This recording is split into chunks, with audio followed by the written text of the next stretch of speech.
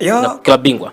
Kwangu mimi nikitazama kikosi kwa namna tulivyokitazama na kilivyocheza, moja ya mechi bora kabisa ambayo walituonesha wakicheza na mtu ambaye alikuwa mtu wa pili kwenye ligi ya Kenya, kwa maana ya Kenya Premium League, miongoni mwa watu ambao kwa namna moja ama nyingine uwezo wake ulivyokuwa mkubwa na mazingira yake, performance yake, tuliona miongoni mwa mechi bora kabisa ambao tuliweza kuishuhudia.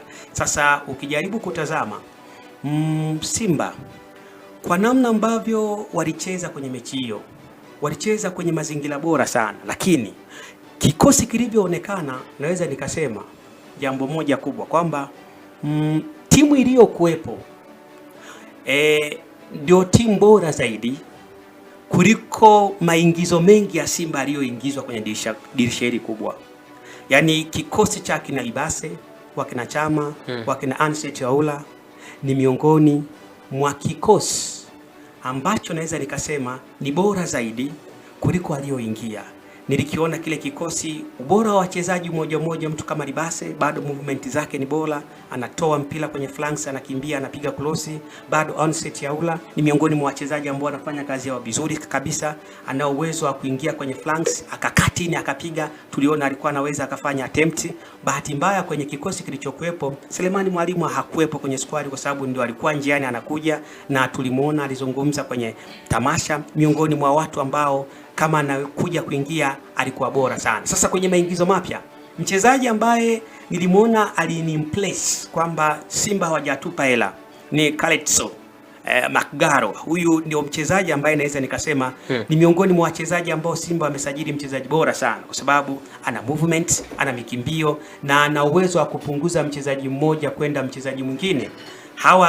Hawa ni miongoni mwa watu ambao performance yake, ubora wake ni mkubwa sana, lakini kwa wachezaji wengine ambao wameingizwa kwenye kikosi, maana yake ni wengi wao wa kusubiri. Niliona mtu kama Bakari Msimu, ubora wake na eneo lake anaotakiwa kucheza, sikumuona kama ana uwezo wa kuingia hata nusu ya kile ambacho alikuwa na uwezo wa kukifanya mtu mmoja anaitwa Anset Aula.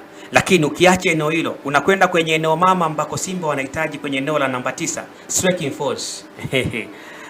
Yuko Dumbia pale.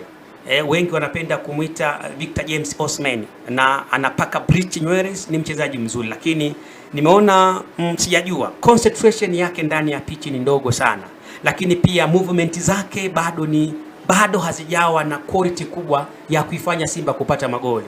Lakini ukiacha hapo, umiliki wa mpira, mchezaji mkubwa kama yeye tunatamani akipata mpira aweze kumiliki mpira, aweze kupiga walau chenga mtu mmoja na kutoa pasi, lakini inaonekana mpira sijajua ile basic principle zake zipoje, kwa sababu namna anavyo receive mpira, ana receive mpira kwenye hali ya tofauti kabisa.